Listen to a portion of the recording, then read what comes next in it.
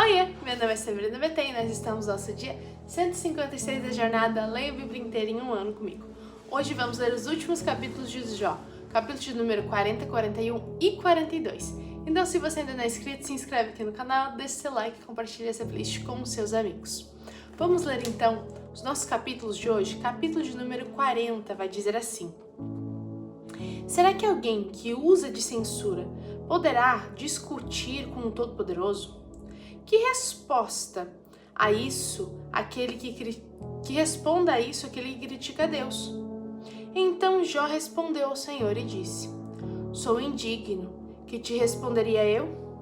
Ponho a mão sobre a minha boca. Uma vez falei e não direi mais nada. Aliás, 2 vezes, porém não prosseguirei. Então o Senhor, do meio de um redemoinho, respondeu a Jó e disse: cinge os lombos como homem, pois eu lhes farei perguntas, e você me responderá. Será que você está querendo anular a minha justiça? Ou me condenará para se justificar? Você tem um braço tão forte como o braço de Deus? Você pode trovejar com a voz como ele troveja? Adorne-se então de excelência e grandeza e vista-se de majestade e glória. Derrame as torrentes de sua ira. Olhe para os orgulhosos e humilhe-os. Sim, olhe para eles e humilhe-os. Esmague os ímpios no lugar onde estiverem. Cubra-os todos no pó. Prenda todos eles no sepulcro. Então também eu confessarei a seu respeito, que a sua mão direita lhe dá vitória. Contemple agora o Bemote, que eu criei junto com você, e que come capim com o boi. A força dele está nos seus lombos, e o seu poder nos músculos do seu ventre. Ele endurece a sua cauda como cedro, os tendões das suas coxas estão endurecidos, os seus ossos são como tubos de bronze e as suas pernas são como barras de ferro. Ele é obra-prima dos feitos de Deus, aquele que o fez o proveu de espada. Na verdade, os montes lhe produzem pasto, onde todos os animais selvagens se divertem. Deita-se debaixo das árvores de lótus, no esconderijo da lama, no meio dos juncos. As árvores de lótus o cobrem como sua sombra, e os salgueiros do ribeiro o rodeiam.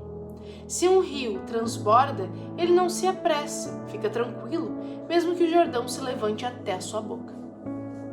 Será que alguém pode acompanhá-lo quando ele está olhando? Ou lhe meter um laço pelo nariz? Capítulo de número 41. Você é capaz de pescar o monstro Leviatã com um anzol e prender a sua língua com uma corda? Você consegue passar uma vara de junco pelo nariz dele? Ou furar o queixo dele com um gancho? Por acaso, ele lhe fará muitas súplicas ou lhe falará palavras brandas? Será que ele fará um acordo com você para que seja seu escravo para sempre? Será que você vai brincar com ele como se fosse um passarinho? Irá prendê-lo com uma corda para dá-lo às suas meninas? Será que os seus sócios o colocarão à venda? Ou irão reparti-lo entre os negociantes? Você consegue encher de arpões a pele dele? Ou cravar figas de pesca na sua cabeça? Põe a mão sobre ele, você se lembrará da luta e nunca mais repetirá o gesto. Eis que a gente se engana na esperança que tem. Não é fato que alguém cairá por terra só em vê-lo. Ninguém é tão ousado que se atreva a despertá-lo. Quem então será capaz de se erguer diante de mim? Quem primeiro deu algo a mim para que eu tenha de retribuir-lhe? Pois o que está debaixo de todos os céus é meu. Não me calarei a respeito das pernas do Leviatã, nem da sua grande força, nem da graça de sua compostura. Quem poderá tirar a capa do seu dorso ou lhe penetrá-la a dupla couraça? Quem abrirá dos seus dentes está o terror. As fileiras de sua escama são o seu orgulho, cada uma bem acostada, como por um selo que as ajusta. A tal ponto uma se junta à outra, que entre elas não passa nem o ar. Elas se ligam umas às outras, aderem entre si e não podem ser separadas. Cada um dos seus espirros faz resplandecer a luz, e os seus olhos são como os raios do amanhecer. Da sua boca saem tochas, faíscas de fogo saltam dela. Das suas narinas procede fumaça, como de uma panela fervente sobre juncos em chama. O sopro dele acende o carvão, da sua boca saem chamas. Do seu pescoço reside a força e diante dele salta o desespero. Suas partes carnudas são bem pegadas entre si, todas fundidas nele e imóveis. O coração dele é duro como uma pedra, firme como a pedra inferior de um moinho. Quando ele se levanta, os valentes tremem. Quando ele irrompe, fica como que fora de si. Se o golpe de espada o alcança, isso não tem efeito algum. E o mesmo vale para a lança, o dardo ou a flecha. Para ele, o ferro é como palha, e o cobre como pau podre. As flechas não o fazem fugir. Para ele, as pedras das fundas se transformam em palha. Os porretes são para ele como talos de capim. Quando agitam a lança, ele dá risada. Debaixo do ventre, ele tem escamas pontiagudas, arrasta-se sobre a lama, como um instrumento de debulhar. Leva às profundezas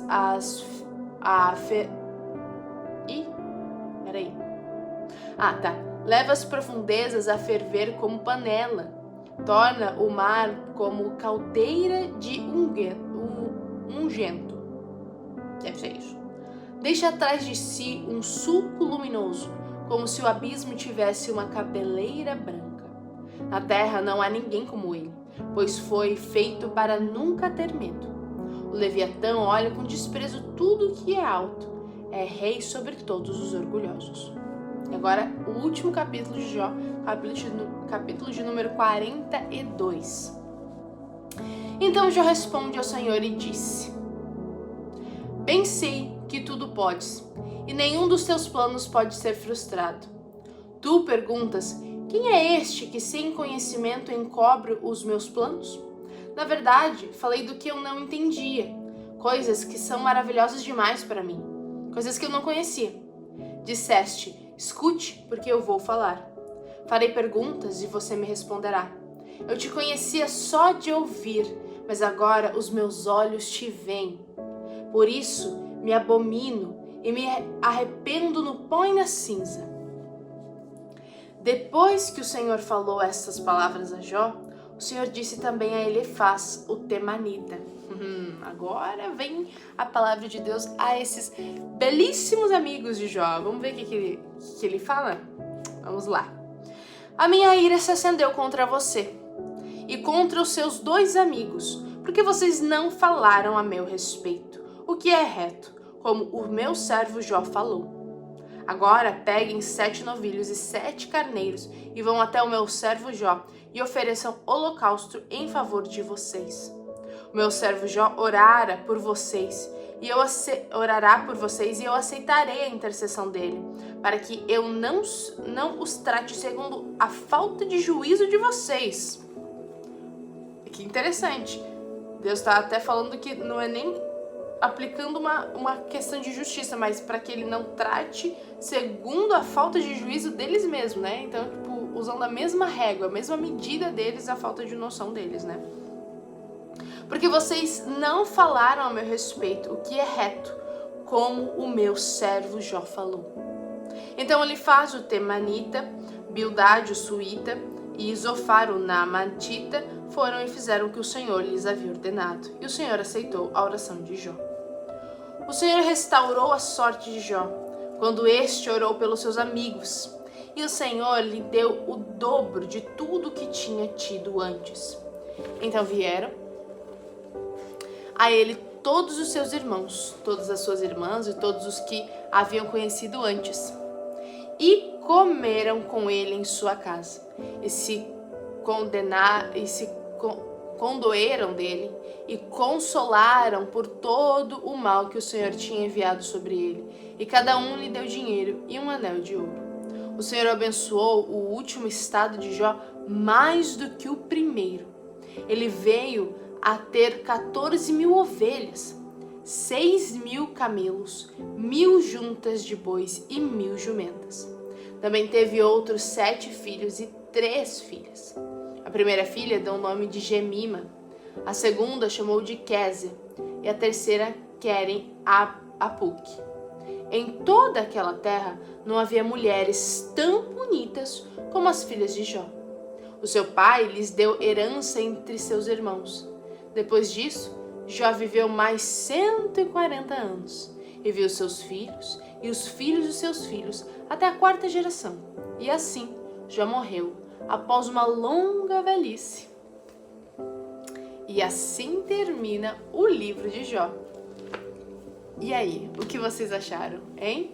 O livro de Jó é realmente um livro que nos faz refletir bastante, né? Porque a situação dele é uma situação muito complicada, mas também é uma situação que às vezes a gente acha que pode estar muito fora da nossa realidade, mas ela se encontra muito, né, com nossa vida, porque quantas vezes nós não estamos vivendo uma situação que Deus colocou na nossa vida, mas nós não conseguimos entender, nós não conseguimos compreender, nós não conseguimos entender a razão de tudo aquilo.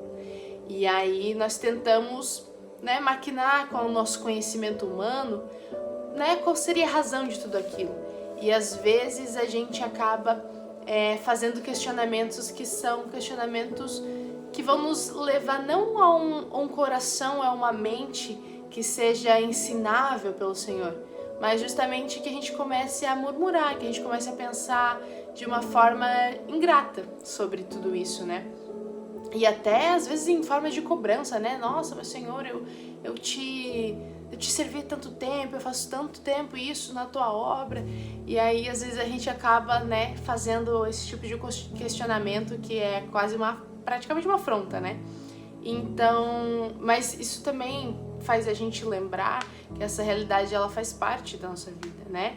Jó, ele deixa muito claro tudo que ele sentiu, tudo aquilo que ele estava passando, e ele não, como a gente já tinha conversado, ele não ficou com medo de ter as suas questões, mas ele colocou as suas questões no local correto, né? Que é debaixo da soberania de Deus.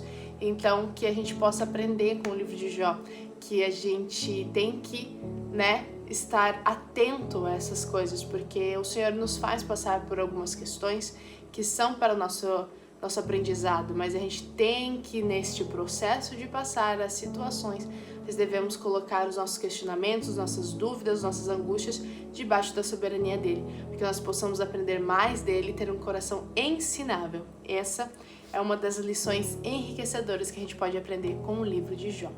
E aí, o que mais você achou interessante, o que você aprendeu com esse livro? Me conta aqui nos comentários. E é isso, encerramos mais um livro e estamos avançando, muito bem nessa jornada. Então eu estou muito feliz aí com vocês que estão me acompanhando. Também, se quiserem mandar aí um oizinho para mim, saber aí o pessoal que tá firme já em 156 dias, Então me coloca aqui nos comentários se você está desde o começo. Eu quero conhecer aí quem são os guerreiros que estão comigo. Então, é isso. Amanhã começamos novo livro e eu conto com você. Um beijo da Sá e até amanhã!